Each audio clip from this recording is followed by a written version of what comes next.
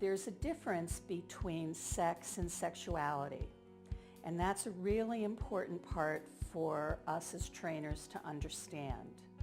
So you might wonder what the difference is between sex and sexuality. And what a mother once told me with a son with an intellectual disability was that the way she described it was that sexuality was between his ears and sex was below his waist.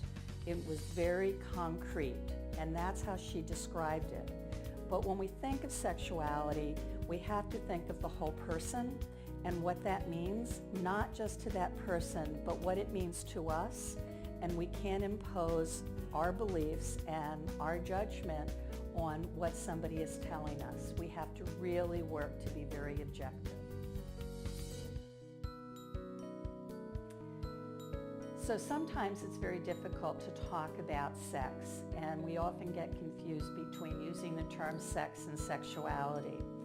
But it's important that when we are talking to somebody who's trying to disclose to us about something that happened to them, that we have to feel as relaxed as we possibly can. We have to be open to what they're saying, and we don't want to ask lots of questions. It's up to law enforcement to ask the who, what, when, and where. We need to say, we believe you. So take your time and tell us what happened. A lot of times for people with intellectual disabilities, they're not going to give you a sequential account of what happened.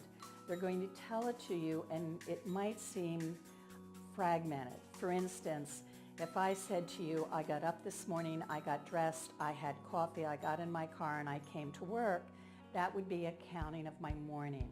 Somebody with an intellectual disability might be say, I came to work, I got up, I got dressed, I had coffee. It might not be in the same sequence, but if you let them talk and let them tell you what happened, they're going to tell you exactly what happened, and you'll get the full story. Now, I just used the word story, and I would suggest that you never use the word story, because story implies that it might be made up. We have storybooks, we tell stories, so I would suggest that you use the word account or the word an incident or event, but try not to use the word story.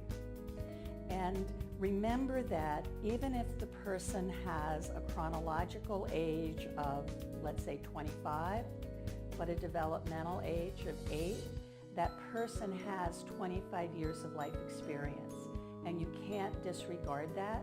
So don't treat people don't treat people at their developmental age. Treat them with respect and at their chronological age.